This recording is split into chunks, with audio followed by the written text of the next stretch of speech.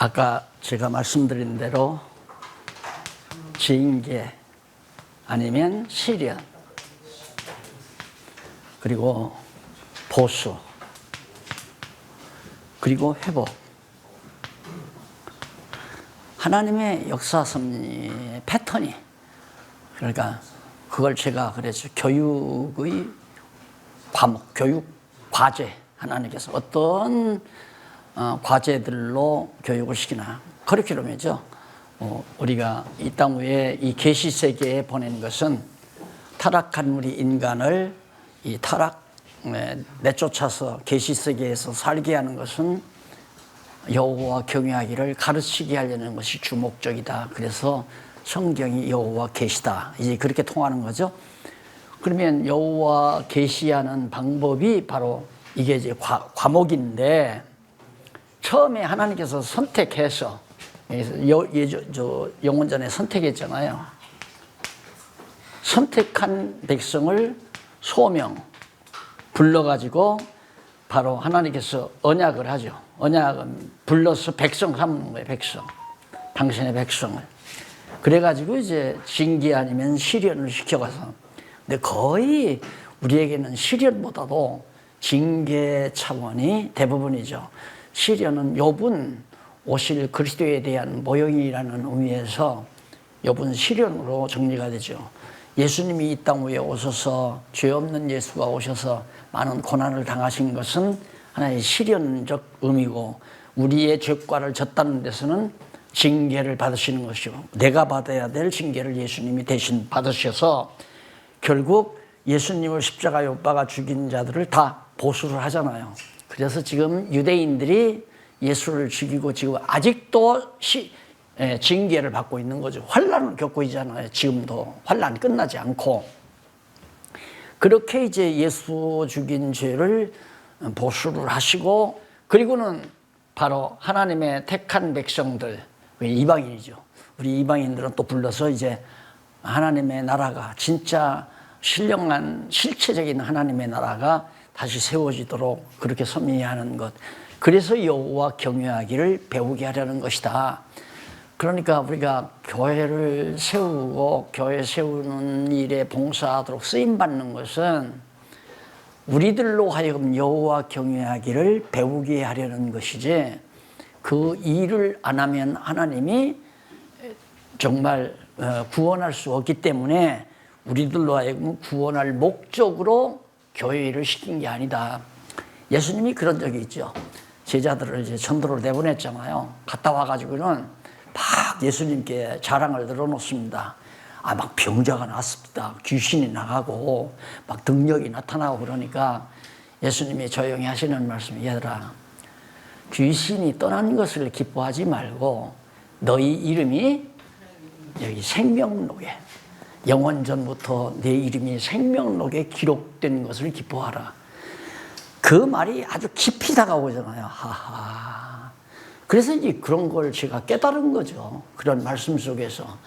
그런데 우리는 그냥 끊임없이 자기가 뭔가 이루어놓고 많은 사람들 앞에도 자랑하고 싶고, 그걸 자기 업적으로 드러내고 싶고 남기고 싶고.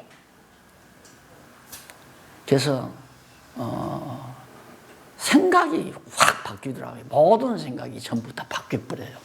일 중심의 신앙생활에서 정말 여호와 경외하는 것, 여호와 경외하기를 배워서 모든 만사 진리 안에서 평안을 얻고 기쁨을 얻고, 정말 하나님 여호와를 찬양하는 그것이 매우 중요하다라는 사실을 깨닫게 되니까 생활이 확 바뀌잖아요. 그러니까 하나님이 쓰시려면 일을 만들어 놓고 일을 시킬 거 아닙니까? 그런데 우리는 내가 일을 만들어서 내가 그 일을 하려고 한다, 이 말입니다. 여기에서 다 무리가 생기는 거거든요. 안 되는 일을 하기 위해서 남에게 하자고 강요한다든가, 안 하면 책망한다든가, 그래서 일을 만들려고 애쓰는다. 그래서 큰 일이든 작은 일이든, 한 달란트를 맡겼든 10달란트를 맡겼든 하나님이 맡긴 일에 충성을 다하는. 그럼 어떤 사람은 10달란트 맡은 사람이 더 충성스럽고, 1달란트 맡은 사람은 충성 안스러운 걸로 하지 마. 하나님의 계산법, 하나님 나라의 수확은 달라요. 가난한 과부의 엽전한 분이 훨씬 더 크다고 평가하는 것이 천국의 수확이란 말입니다.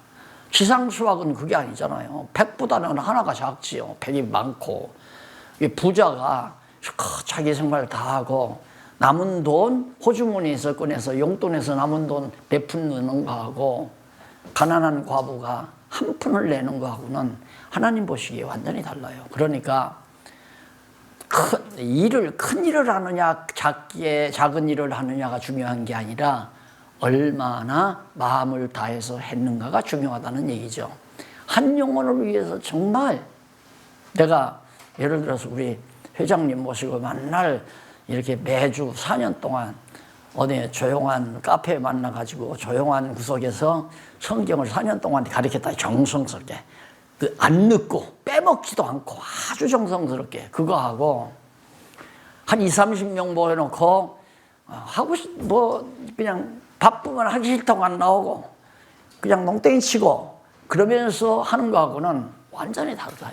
하나님이 보실 때 한 사람 천하보다도 귀한 한 영혼을 정말 얼마나 애틋하게 사랑하고 관심 있게 내가 일을 했느냐. 하나님은 그걸 보는 거지 일의 분량을 보는 게 아니잖아요. 근데 우리는 끝까지 자꾸 분량을 따지니까 자꾸 마귀의 시험에 걸리는 거죠. 사단이 그것 가지고 야, 너 그것 가지고 그것도 일이라고 하냐. 얼마 그래도 전도 열심히 해서 그래도 한 100여 명은 모여야지. 이런 것들이 뭐 대단히 주의 일을 하는 것처럼 착각을 하고 있다는 얘기죠.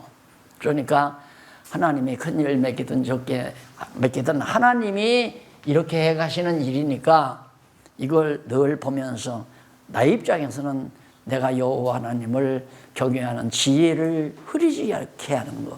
지혜가 안 흐려야 흐리지 않아야 평안함이 그대로 유지되고 기쁨이 유지되고 찬양이 유지되잖아요.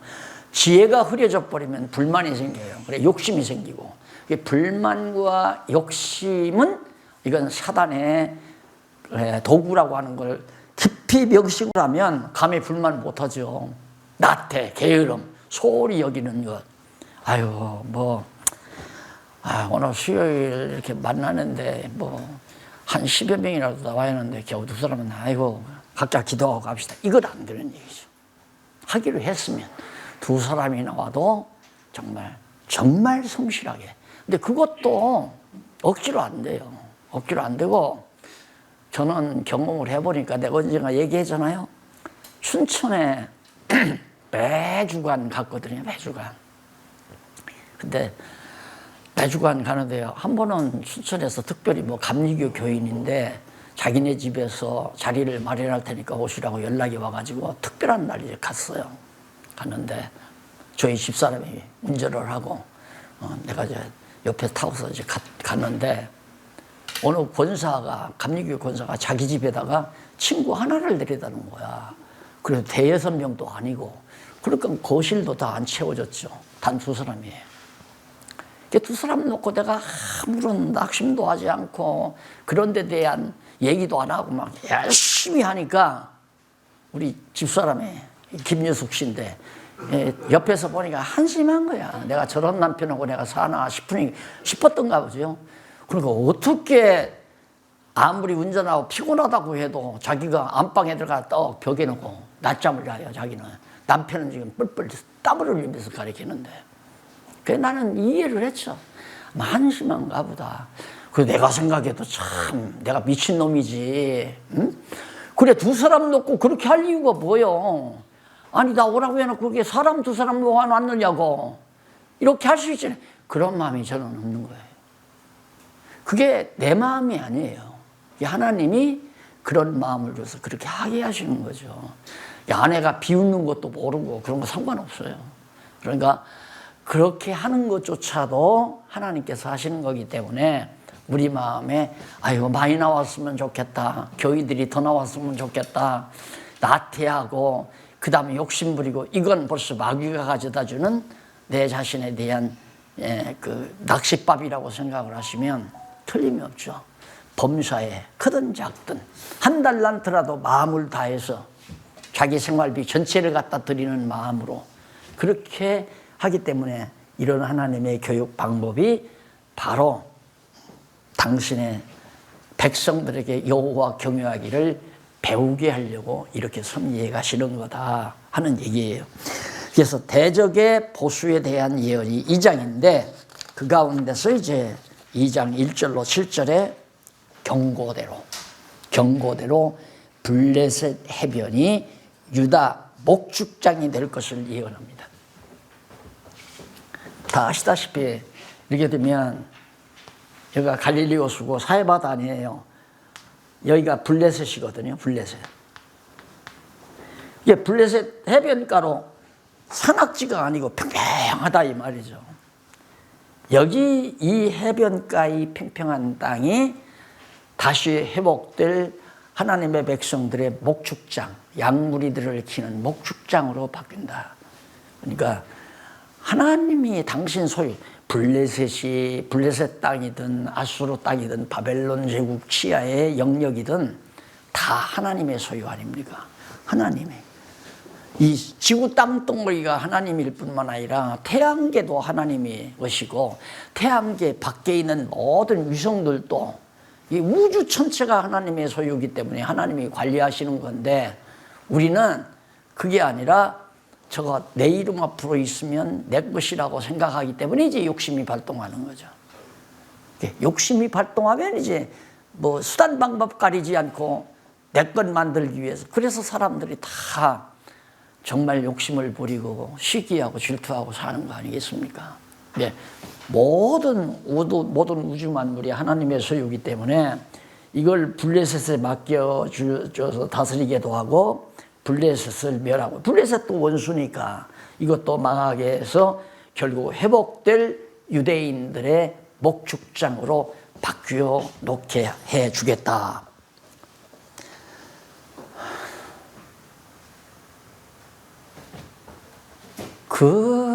그 생각으로 돌아가는 것이 사람의 생각 갖고 안 되더라고요.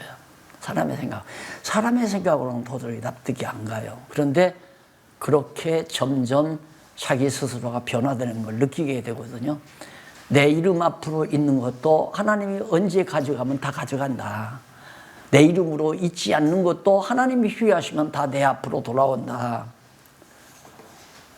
이제 또 말씀을 드리게 되면 뭐 간증이라 해서 또 잘못하면 우리 박윤일 목사 나한테 또 참 자랑 많이 하시네요. 그럴까 봐서 얘기하기가 그렇지만 자랑이 아니라 여러분 다 알잖아요.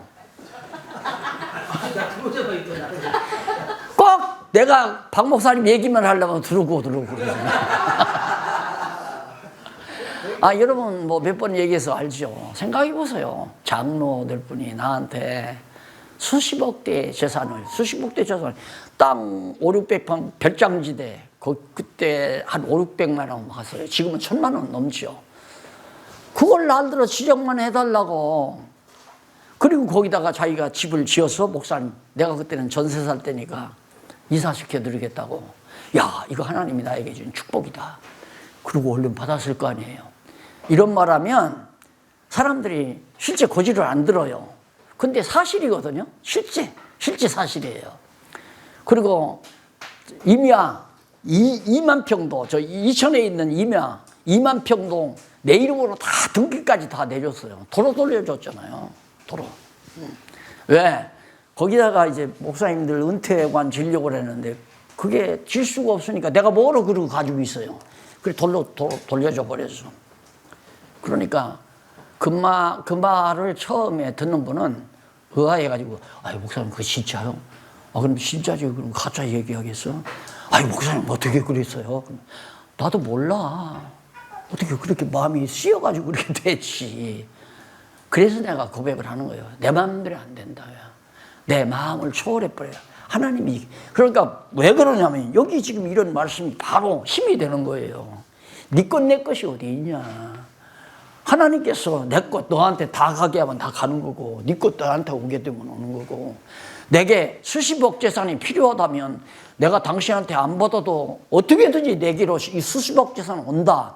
이게 믿어져 버리니까 구태여 개인적으로 내가 신세질 필요 없다고 하는 것이 작용할 수 있잖아요. 하나님이 주시면 모르지만 말할 수 있죠. 하나님이 너를 감동해서 나한테 돈 주는 거니까 내가 받아도 되지 않느냐. 근데 그 생각이 무너진 때가 언제냐면 날들어 섭섭하다니까. 그 내가 섭섭하게 한 일이 없는데 섭섭하다 이거예요. 그 가만히 생각해 보니까 자기는 나한테 정말 엄청난 재산을 그렇게 나를 줬는데 나는 자기한테 해주는 것이 없다는 식 아닙니까?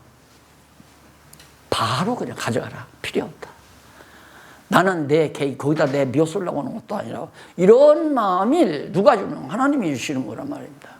그러니까 지금도 뭐 변함은 없어요. 지금도 하나님께서 몇 푼 되지 않는 거지만 하나님이 가져가시면 가져가는 거고. 욥이 바로 그거 아니에요? 하나님이 주셨다가 하나님이 가져가는데 무슨 불만이 있느냐.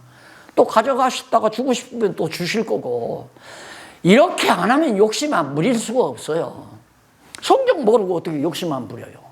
욕심 부리죠. 성경을 알면 천하 우주 만물이 다 하나님의 소유인데 그래서 다윗이 하나님이 정말 성전을 건축을 위해서 막 연구를 했잖아요. 백성들로부터 막 돈을 내도록 했단 말이에요. 성전 지는데. 그런데 상상외로 많이 나오는 거라. 그러니까 다윗이 하나님께 기도하기를 하나님이여 어떻게 이렇게 많은 재물을 이렇게 하나님께 드릴 힘이 있게 하셨나이까. 그러면서 하는 얘기가 하나님이 나에게 하나님의 것으로 내가 하나님께 드렸을 뿐입니다 라고 고백. 나는 이 성경을 공부하면서 그런 거 한 번씩 나오면 한동안 글을 못 써요. 이게 감동이 밀려와서 맞다. 그러니까 요즘 이제 교회에서 아파트 사줄 때까지 전셋집 살았거든요. 그 전에 집 하나 있는 거 그냥 완전히 그냥 팔아버리고 교회에 빚 내가 보증수고 갚아줘가지고 그런 빚 저런 빚 때문에 집을 팔아버리고 그 다음에 세에서 사니까 교회에서 불쌍히 하나 사준 거란 말입니다. 그러니까 결국 다윗이 그런 말을 할 때 내가 하나님께 드리는 게 없구나. 하나님께서 나에게 맡긴 것 가지고 하나님 것이니까 하나님께 당연히 하나님의 일에 필요한 거 쓰는 거 당연하지 않는가. 이런 생각을 많이 했죠. 그래서 이제 자꾸 내 자랑, 또 자랑한다고 또 박 목사한테 혼날라. 이 출판 사업을 내가 돈 벌려고 사업한 게 아니거든요. 다른 출판사에서 책을 이단책이라고 안 박아주니까 할 수 없이 이걸 찍다가 보니까 뜻있는 분들이 협조도 했지만 할 수 없죠. 그때는 교회에서 목회비를 많이 주더라고요. 그래서 모자랄 때마다 해서 했는데 지금 몇억 원치가 책으로 딱 출판해서 쌓여 있잖아요. 총알이죠. 그러니까 든든한 거예요. 이 총알 갖다가 한꺼번에 쏠 수 있으니까. 그래서 해왔는데 이제 저 집사람하고 얘기를 했죠. 이 책은 팔리는 대로 혹시라도 좀 나오면 그걸로 연보하도록 그렇게 합시다. 정해죠. 그래서 팔리는 대로 연보하라니까 덜 팔려도 연보하고 안 팔려도 연보하고 팔려도 연보하고 그러더라고요. 당신 나하고 약속 틀리잖아. 어떻게 그럴 수 있냐 이거요. 지난번에 팔려서 100만 원 했는데 이달에 안 팔린다고 10만 원 하면 되겠느냐고. 그냥 한번 작성했으면 하는 대로 한다고.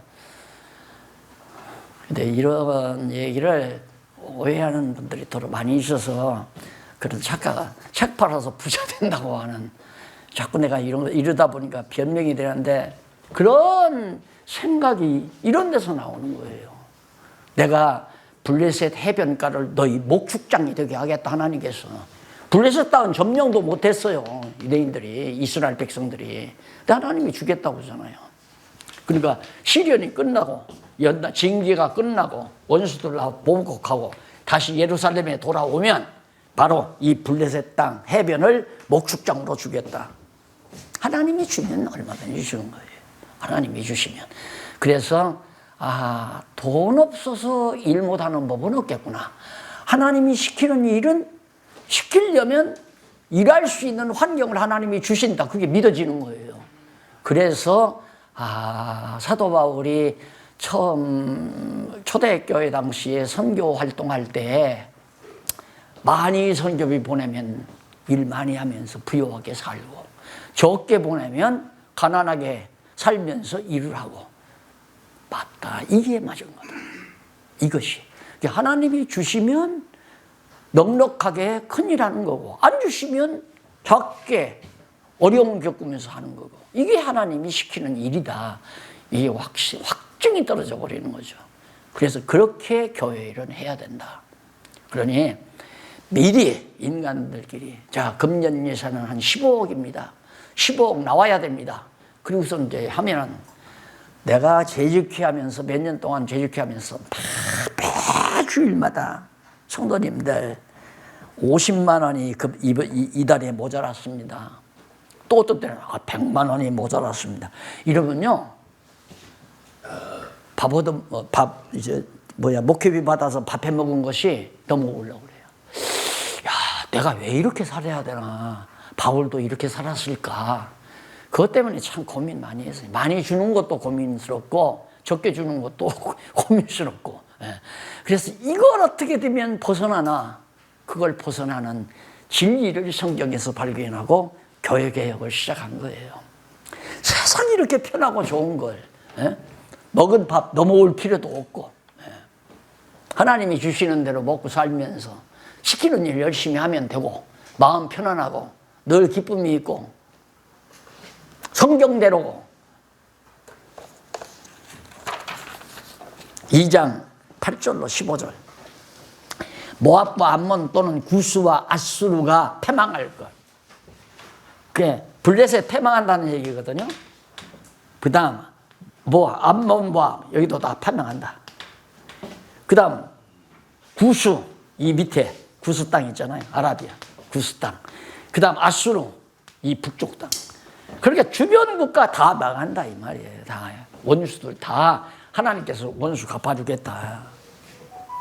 그러니 미움을 받고 억울하게 당하고 욕하고 비난하고, 멀쩡한 사람 같다 이단이라고 막 짓거려야 되는데, 그걸 당연히 할 수가 없잖아요. 내가 어떻게 할 수 없이 그냥 항소를 했는데, 그래도 하나님께서 위로하느라고 승리하게 성소하게 만들고, 막판에 또 당하고서 억울하지만 혼자서 이제 항소를 했더니만 자기들 또 보니까 너무했다 싶으니까 1년 만에 풀어놔주고, 그런 정도인데, 지금 생각하면 그게 다 참 아름다운 일이었다.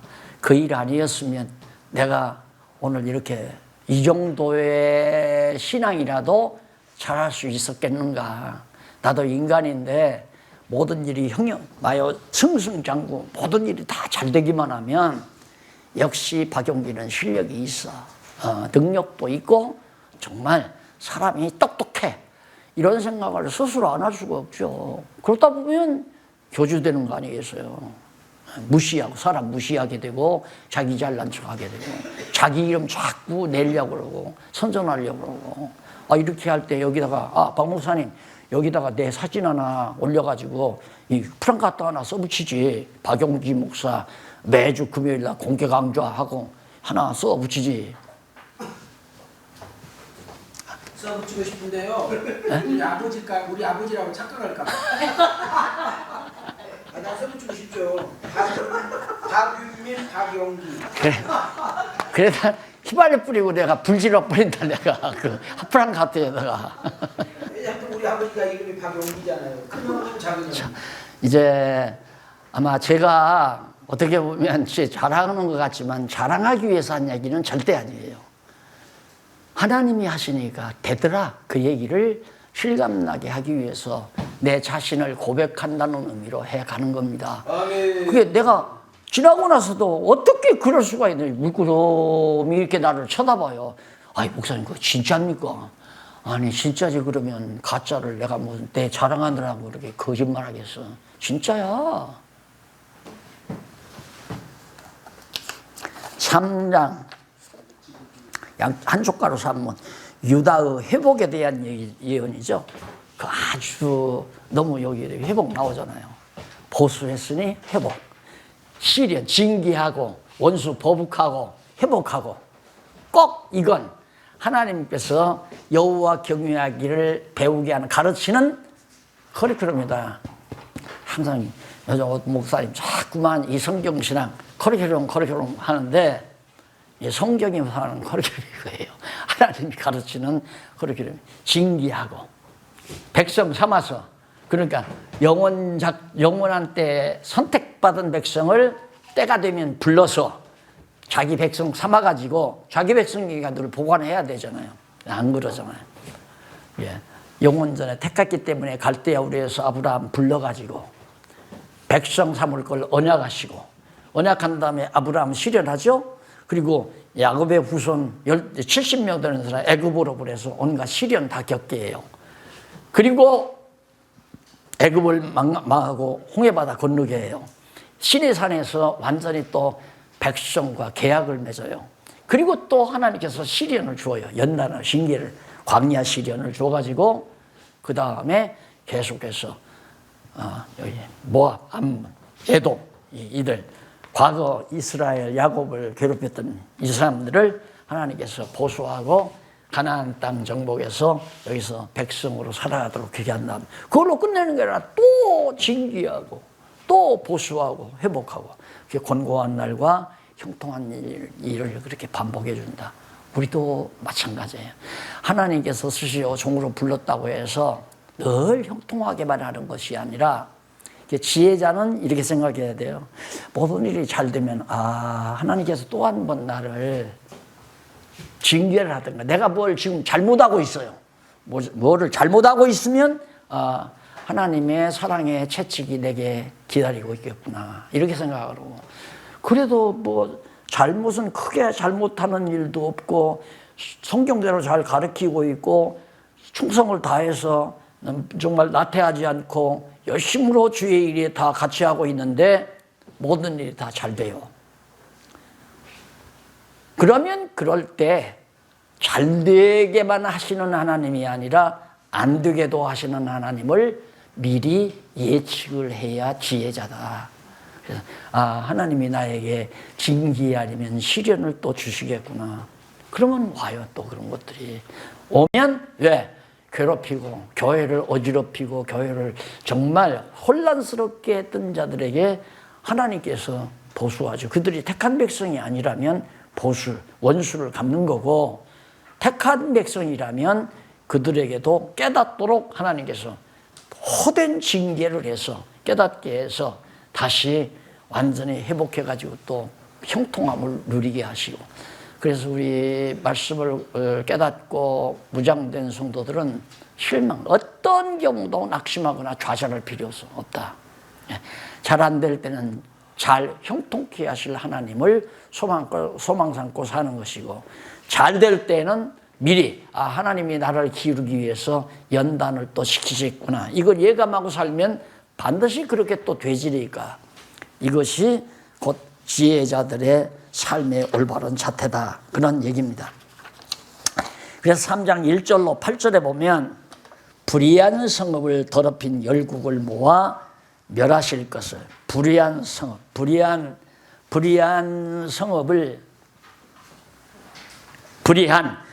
더럽힌 열국 성읍을 더럽힌 불의한 열국 이렇게 해야 하는데 불의한 성읍이 불의한으로 된 거네요. 이런 것들은 이제 언어를 좀 조심을 해야죠.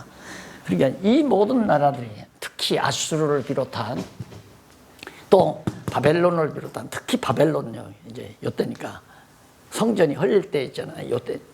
요때니까 그러니까 바벨론을 비롯한 이런 이 열방들 바벨론에 다 예속이 되어 있으니까 이들이 하나님의 거룩한 성읍을 갖다가 다 회파하고 더럽히고 황폐케 만들어버리고 이런 것들을 다 그 열국들을 모아서 전부 멸해버리겠다 그 얘기 아닙니까? 하나님께서 원수를 갚아주신다는 이것 꼭 깨달으면 내 입장에서 내 능력으로 보복하려고 하는 생각이 줄어들죠.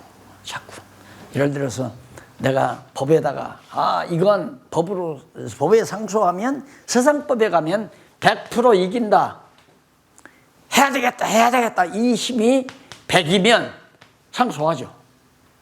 그런데 이런 말씀을 깨닫게 되면 틀림없이 이기는데 그래도 70%만 돼도 참아야지. 이게 이제 누그러지는 거죠. 그러면서 점점 더 하나님의 말씀에 대한 확신에게 오면 나중에는 영으로 안 돼. 하나님이 원수를 갚으시고 하나님이 다 모든 것 주기도 하고 빼앗기도 하는 하나님이신데 이게 확실히 믿어져 버리면 형제를 바로 바울이 그랬잖아요. 형제를 세상 법정에 고발하느냐 그렇게 지혜자가 너희에게 없느냐 바울이 그랬잖아요. 그래서 내가 내 원수를 갖거나 내가 내 소원풀이를 하려고 하는 어리석은 생각을 안 하게 되죠. 남을 괴롭히려면 그만큼 자기도 괴로워야 돼요. 남을 욕하려면 자기도 그만큼 욕을 먹어야 되고.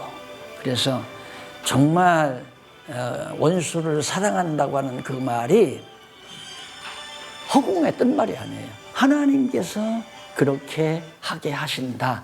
이것이 제일 먼저 우리 자신들에게 이루어지는 것이 가장 큰 복이다. 그 다음에 이제 하나님께서 저 형제도 너와 믿는 것과 아는 것이 하나 되도록 해서 저 형제도 그렇게 너와 함께 행복한 삶을 살게 만들어라 해서 가리킬 자를 보내주면 그에게 성실하게 가리켜서 함께 말씀을 깨닫고 기뻐하고 즐거워하게 하는 그게 바로 그리스도의 한 몸, 한 지체가 되지는 구체적인 작업이다. 5장 9절로 20절 열방의 회심과 예루살렘이 회복되어 칭찬받을 것. 열방도 하나님께서 이 열방들을 바벨론을 비롯한 뭐 블레셋이니 모압이니 여기 두로 시돈 이 모든 나라들 이방 열방 모든 나라들 구스나 이런 나라들을 하나님께서 보수를 하지만 아주 멸하지 않고 그들도 회복을 시켜요. 왜? 회복시키지 말고 그냥 완전히 멸해버리면 좋겠는데 우리 생각은 그렇잖아요. 근데 하나님이 회복을 시켜요. 왜? 도저히 회복될 수 없는 유대인들이 돌아와서 성전을 짓고 여호와 하나님 경외할 때 이들이 과연 진짜 너희가 섬기는 여호와 하나님은 살아계시다. 이렇게 칭찬하고 찬양하게 하기 위해서. 그러니까 원수로 막 괴롭히고 고통당하던 열방들이 바로 하나님이 하시는 일을 보고 도리어 하나님의 백성들을 칭찬하고 찬양하고 그렇게 하는데 필요하게 쓰신다 하는 얘기입니다.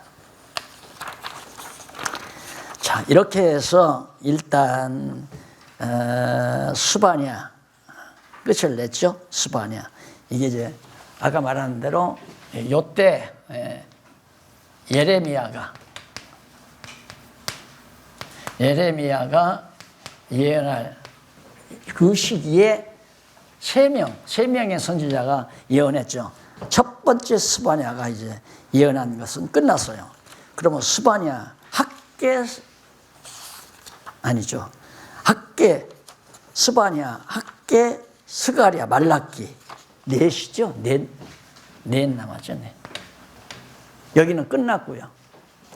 지금 회복기에 여기가 회복 시대에 이때 예언한 선지자가 넷인데 그 첫째 선지자가 이제 스바냐라고 내가 말씀드렸죠. 아까 내가 잠깐 착각했습니다. 두 번째로 이제 3절 전 내가 잘못됐네. 여기가 셋이고 에레미야 때가 이때 에레미야 때가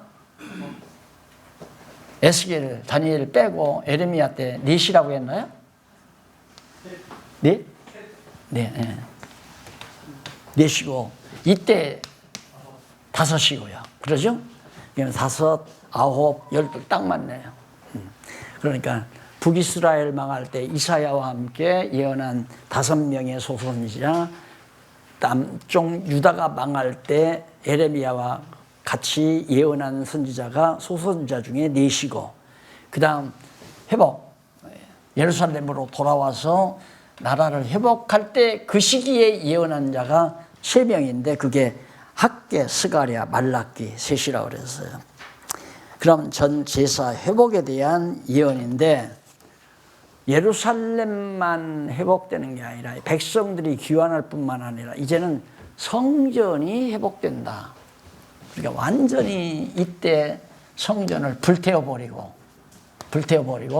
여기서 다시 재건하게 만들잖아요. 재건하게 성전을. 그럼 70년은 아닌데 이때 성전은 솔로몬이 지은 거라 막 황금으로 차진 거란 말입니다. 근데 그걸 싹 헐어버리잖아요. 헐고 귀환해서 돌아와서 다시 에스라 시대, 에스라가 와서 지었으니까 에스라 성전이라고 그러잖아요. 그걸 다시 짓게 만들어요. 이걸 바로 예수님께서, 이 사건은 예수님께서 헤롯이 지은 성전을 다 헐어버리라. 베드로가 제자들이 자랑하니까 이거 돌 하나 도로 위에 놓이지 않게 다 헐어버리라. 그러면 내가 3일 만에 내가 다시 짓겠다. 그 얘기를 제자들이 그 당시에는 못 알아들었죠. 근데 그게 뭐냐면 3일 만에 부활하실 자기 몸을 가리킴이더라.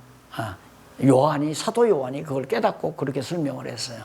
그러니까 결국 이때 불태워버리고 이때 재건하게 하는 것은 예수님이 죽으셨다가 3일 만에 부활하실 그리스도에 대한 하나의 모형이요, 그림자고 예표였다. 그런 얘기입니다. 그러니까 이 성전이 불타버리고 다시 짓게 되는 이 사건이 바로 메시아. 이제 영원한 성전 되실 메시아에 대한 언약의 말씀으로 우리에게 다가오는 거죠. 그래서 선지자들의 예언으로 언약한다. 뭘? 메시아 오실 것을 예언한다. 이렇게 제목이 만들어지는 겁니다. 어떻게 성전이 헐렸다가 다시 재건되는 게 메시아 언약이냐? 이제 그렇게 묻게 되면 암담하죠, 처음에는. 그러나 잘 따져보니까 구약시대에 손으로 지은 성전이 물어났다가 불태웠다가 다시 지어지는 것은 영원한 성전 되시는 그리스도의 몸이 완전히 십자가에 못 박혀 죽어서 무덤에 묻혔다가 3일 만에 부활하시는 당신의 몸, 그리스도의 몸이 교회 아닙니까? 성전, 진짜 성전. 그래서 바로 이 사건이 오실 메시아에 대한 언약이다. 이렇게 바로 설명이 되는 겁니다. 자, 그러면 여호와의 전 회복 예언이 학개에서부터 스가랴서까지인데 그 학개는 어떤 얘기냐면 중건에 대해 촉구합니다. 성전 빨리 중건해라 하고 촉구하는 내용이 학개 내용이고, 그 다음 스가랴는 1장에서 6장까지가 이상으로 스가랴는 이상으로 전 회복에 대해 예언하는 내용이고, 성전 빨리 지어라 학개고, 그 다음 스가랴는 성전이 회복될 것을 이상을 통해서 계시를 받는, 선지자가 계시를 받아가지고 성전이 회복된다라고 예언하는 내용이고, 그 다음 7장에서부터 14장은 말씀으로 전 회복에 대해서 예언하는 내용이고, 이상을 받았으니까 선지자들이 말씀으로 성전 회복된다 하는 예언의 내용이 거기 나옵니다. 그러니까 돌아와서 바벨론으로 백성들이 돌아와서 에스라 시대에 성전 빨리 지어라 하면서 이제 계시가 오고 묵시를 받고 그대로 선지자가 성전 지을 것을 예언하는 내용이 바로 스가랴까지 나옵니다.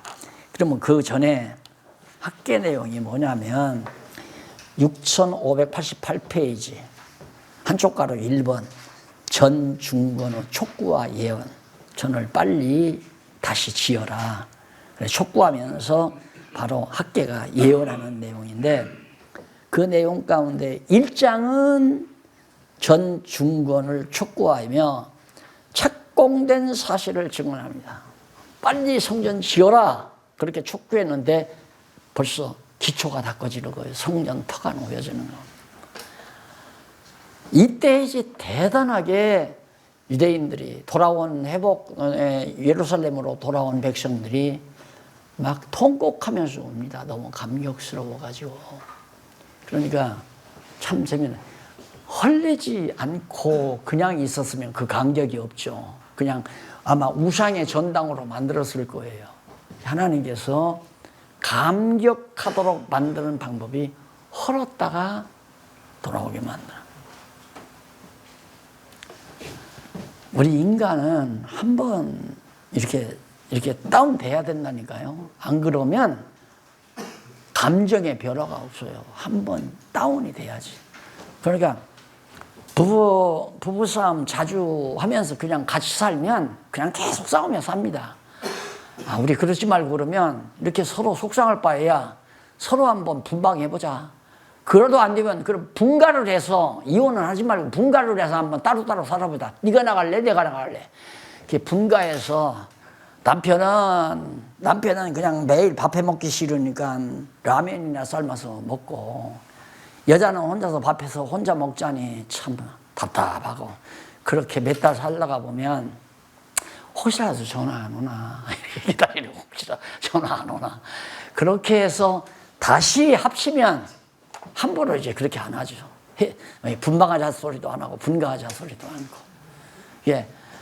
편안하고 행복하면 짜증이 난다니까. 그게 오래되면 그걸 권태기라고 그래요. 권태기라고. 이 권태기는 사단이 가져다 주는 지혜입니다. 좋다고 사랑해서 만난 부부하고 같이 사는 게 왜 권태가 와요? 마귀라는 야, 세상 천지 남자가 저 하나뿐이냐? 돈도 몇 푼 못 벌어오는 거. 세상이 잘난 남자 많다 이렇게 유혹이 오고 남편한테는 야, 여자가 세상에 저 여자 하나뿐이냐? 그래서 슬슬 결론질하게 되고 그렇게 해서 이제 가정이 파탄을 겪게 되고 그래서 보통 그런다고 그래요. 남자들이 바람을 피우고 살다가 병들어서 눕게 되면 슬슬 들어와서 정말 불쌍한 척하고 그냥 매달린답니다. 그러면 여자는 어디 뭐 물복이에요? 멍성하고 건강했을 때는 어디 딴 데 나가서 다 힘 다 써버리고 다 소모해버리고 다 늙어서 병간호하라고 들어오니까 얼마나 열받겠어요. 나는 안 그래 봤지만 남들이 다 그런 얘기 합니다. 그런 분들도 많고. 전 중건의 촉구와 예언 나가본데 이제 말씀을 거기 보면 성전 중건 촉구와 착공이 1장인데 말씀을 듣고서 전 건축을 미루어 궁핍하게 됨을 증언합니다. 하나님의 말씀을 들었으면 듣고 바로 착공을 해야 하잖아요. 근데 자꾸 미룬단 말입니다. 왜? 사실 착공한다는 게 뭐 계산이 있어야 되잖아요. 뭔가 보장이 딱 되고 돼야 하는데 암담하죠. 갔다 70년 만에 다 갔다 돌아와 보니까 성전터는 다 무너져 버리고 막 잡초가 묵어져 버리고 폐허가 돼 버리고 짐승들의 서식처가 돼 버리고 답답할 거 아닙니까? 그러니까 차일피일 미루니까 하나님께서 그냥 흉년도 보내고 먹을 것도 없이 만들고 그러니까 궁핍하게 되신다는 얘기예요. 반대로 생각해야 하잖아요. 우리가 생각할 때는 하나님이 그런 일을 시키려면 좀 궁핍하지 말고 부유하게 만들어줘야 잘 먹고 잘 살면서 일을 하지.